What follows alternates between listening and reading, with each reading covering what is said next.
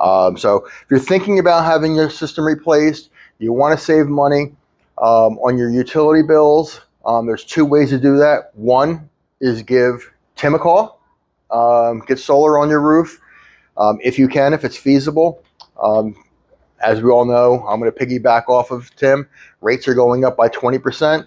If rates are going up by 20% and we can save you 20-25% on your electric usage from a new higher efficiency unit, that's a 50% savings of what you're doing.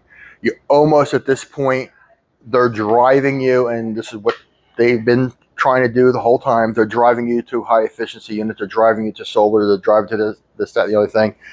I know from being a Lennox dealer where we had some solar stuff, people are really, I believe, jumping on the bandwagon right now because they're afraid possibly next year a lot of these credits may be going away.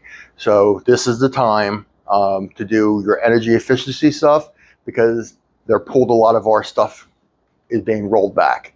So the money for high efficiency units, government incentives is going away from us. Government incentives is going away for solar. Possibly it might, there's still some hope, but this is the time.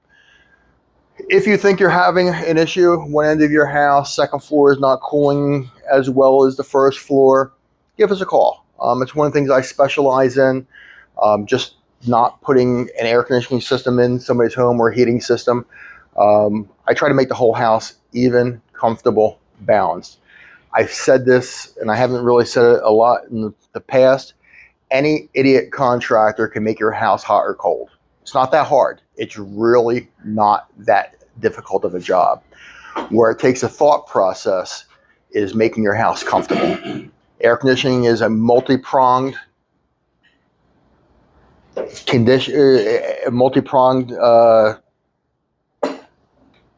the word I'm looking for, process. You're looking to remove temperature. You're looking to remove humidity. You're looking to filter the air. It's just not a refrigerator. We want to make it comfortable. Old timers always, my grandmothers, I hate air conditioning. It's always cold and clammy. Well, you got a unit, the 10,000 BTU unit in a room that's 10 foot by 10 foot. You never removed any humidity. So it's cold and clammy. You got microbial growth growing on the walls because they're sweating. So now you have to give Matt a phone call to try to get that cleaned up. It's not the way to do things. Sometimes, or most of the time, when we figure out a system, I'd rather put a system in that's a little too small for an area. The unit will run longer, it'll dehumidify better, keep the airflow. The house is more balanced. Yes, when it's 95 degrees out, will the air conditioner keep up? Probably not.